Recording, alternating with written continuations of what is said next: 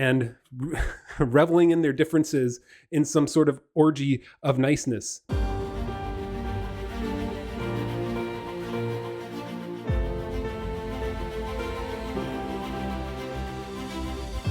J.D. Payne and Patrick McKay have a trust issue.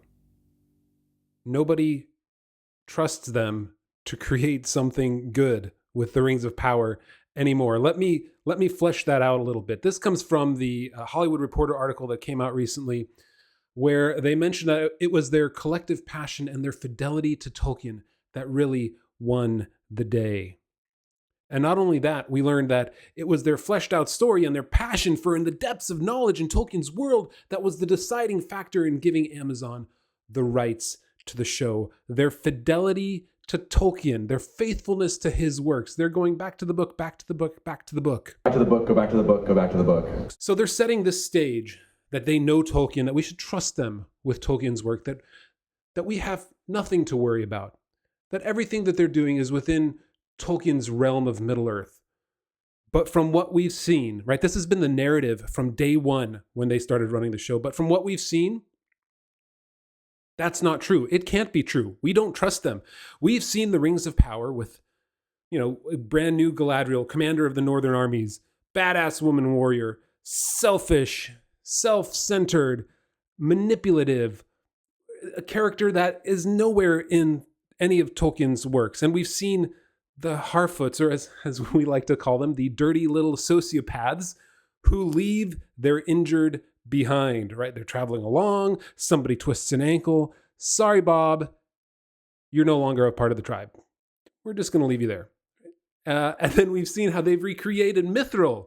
Mithril, the most powerful metal in Middle-earth, it's light and it's incredibly strong. And why is it light and incredibly strong? Well, because the yin and the yang, the light and the dark, the mighty Balrog and the mighty Elf Warrior came together with magic lightning to create Mithril, a magic metal that, because it has the light of the Silmaril, will rejuvenate the elves. All of this stuff is not in Tolkien. So when they're telling us they're faithful to Tolkien, that there's a fidelity to Tolkien, it's painful. They're lying to themselves. They're lying to us. There is nothing Tolkien in any of these details. By name only are we saying that this is Tolkien. But it's not only the facts and the details that they're getting wrong. It's actually the spirit of Tolkien. This is essentially what they said. They said that the spirit of Tolkien is about desperate peoples who don't trust one another and look different from one another, finding common ground in friendship and accomplishing big things. Sure sounds nice. But that's not what it's about. You could make an argument that that is part of one of the themes of The Lord of the Rings, but you could never make that argument for the Second Age. The Second Age of Middle-earth is about the pride and the greed of men. Kind of a macro greed with Numenor, where they had to be timeless and long-lived like the elves, right? They wanted to never die. And so their selfishness and their greed for that made them go to Valinor, which caused the Valar to destroy Numenor. And then we have the micro of the greed of men. And I think the best example of that is Isildur refusing to give up the ring after defeating Sauron, despite the glory of their win, despite the fact that they subdued the greatest evil on earth. The greed and pride of men was still more powerful than the lure of freedom in the end, than the lure of goodness. That's the story of the Second Age. Not people bouncing together in happy, happy, joy, joy, and reveling in their differences in some sort of orgy of niceness. That's not Tolkien in the Second Age. So we don't trust you. We don't trust you because you can't get the details right, and we don't trust you that you can actually get the themes right. You don't understand Tolkien. You're telling us untruths. So we've got no trust in Tolkien. We've got no basis that you are actually basing your work on Tolkien's work. But that's not it, right? You could have created a great world that was different than Tolkien. I'm not saying that it was a bad show because it wasn't Tolkien. It's not Tolkien because it's not Tolkien. But then we get to the show. And the world that you've created, you wrote that you wanted to be Braveheart and not Narnia. Braveheart and not Narnia. Wanted to feel real and lived in. But the problem is, it's not real if time doesn't matter, if distance doesn't matter. We're meant to believe that when Galadriel sails to Valinor, right? And this is right when we see the meteor, and everybody sees the meteor at the same time. So she sails to Valinor. She eventually gets to Numenor. She comes from Numenor back to Middle-earth, and then rides for, theoretically, a day at least, over the lands to Tir Harad, right? The Southland village. In that same time frame of what is essentially 1,000 miles, at least 1,000 miles round trip, probably more if we're talking like back there and back again. In that same time, we have the Harfoots going a little ways. We have a week spent with Arondir and Bronwyn and him getting captured. All the time, it just doesn't make sense. And the distance either, right? The distance of Galadriel moving from Middle-earth to Valinor to Numenor and back to Middle-earth, we're talking months of travel, months of time. And that is not conveyed anywhere. In fact, it's ignored and it's downright despised, apparently, because they don't make any attempt to make things match. A great example, right? So Celebrimbor and Elrond are talking in Eregion. Elrond says he's going to go to Durin, and then they show up at the doorstep of Moria in the same clothes that they were in Eregion. We're talking dozens of leagues at least. And it's like they had a Sunday stroll. And there's no company with them. There's no weapons. There's no supplies. There's no horses. They just kind of, we're going to walk over to Moria. All right. See you later. See you later, Durin. See you later, Elrond. I'm going to walk back. What? Like, I'm not going to Starbucks down the street here. I'm going leagues and leagues and leagues to the Dwarven Kingdom from the Elven realm. But it doesn't matter. And it's like a moment. It's maybe 50 leagues in a moment or 100 leagues. I don't know the exact distance, but it's not close. And then after Durin and Elrond agree, as if 2 days had passed, half of the forge is built. Half of the entire new forge that Celebrimbor wants is built already. And we're meant to believe that. So in the time that Arondir is captured by the orcs, is released by the orcs, goes back to Bronwyn in the tower, and then defends the town. In that time, we have Galadriel moving all around Middle-earth. We have Durin and Elrond going back and forth between Eregion and Lindon and Gil-galad and everything. They don't care about time. So the world that they've constructed is not Braveheart. It's not even Narnia. It doesn't make any sense at all because time doesn't matter. Distance doesn't matter. We don't trust you to create a world where things actually matter. And I think this is the best example. Not many people picked up on this. There is a scene in episode 6 where the horses of Numenor, the cavalry, is coming over a hillside. And the sun is rising behind them. And I looked at that and I thought, they're traveling east. They're traveling east. Unless Middle-earth has changed, the sun apparently now rises in the west.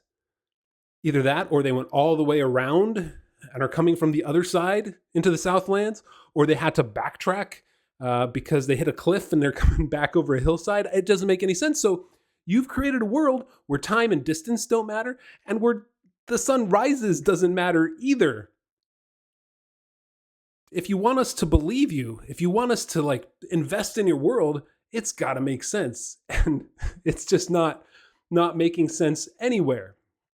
So we don't trust that you're being faithful to Tolkien because you've lied to us, or you say that you're faithful, but nothing shows us that you're faithful. And we don't trust the world that you've actually built. I mean, the world could be fine. They could have been completely unfaithful to Tolkien and still created a great story. That a good writer can do that. A good creator, sub-creator of worlds could do that. But they're even incapable of doing that. I mean, I part of my original idea was I know this isn't going to be Tolkien, but I hope it's something good. If it's done well and I can enjoy it, then I'll give them that sort of bona fides, right? I'll say, all right, good. You made something that's not Tolkien, but at least I enjoyed it. But you can't even do that. And then there's a third level of trust. And this comes directly from this article when they talk to us about what they've learned after getting the criticisms from season 1. They have essentially stuck their heads in the sand. And we get the immediate racism and misogyny claims, right? If you didn't like the show, that's because Disa was black and Galadriel is too strong. 99.9% of the criticism of the show has nothing to do with anything when it comes to the way people look or what sexes they are.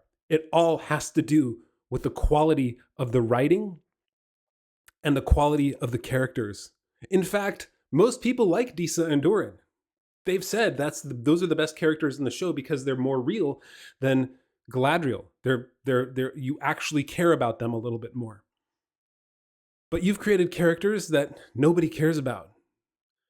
And this is what you've learned. You said that even when it's a small scene, it has to tie back into the larger stakes. Well, yeah, but that's not the reason it's failing. You can have a small scene tie back into the larger stakes. The point of a small scene is to make the characters real for you, to give you something to invest in. The small scenes, for instance, between Disa and Durin and their kids, those were small and short, but they invested us in those characters a little bit more.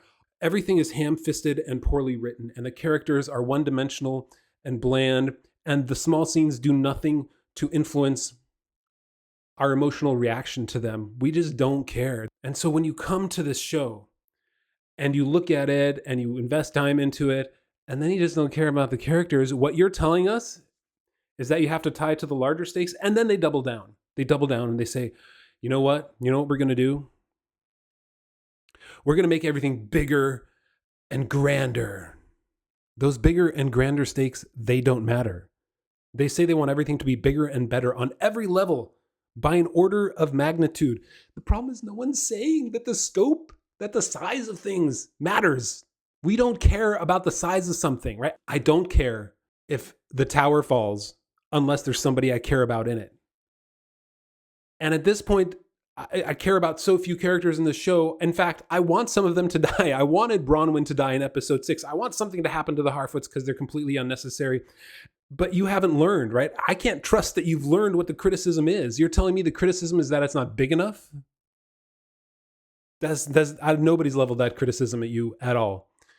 You're just digging your head in the sand and you're just deciding what the criticism is rather than reading what it actually is. You're just going to cast everyone else off as some sort of ism and ist instead of actually taking to heart what the criticisms like me and like a lot of other folks have. So we don't trust you at all. We don't trust that you are Fidelity. You are faithful to Tolkien because clearly you're not. We don't trust that you are creating a world that works. You want it to be real like Braveheart. But nothing about it is real. Time and distance and where the sunrise, it doesn't matter. The sunrise doesn't matter at all, right? You can east, west, north, south, just throw it somewhere as long as it's behind a charging cavalry of horses and men, then great, we'll put the sun there. And then we don't trust you because you aren't learning from the criticism that's out there.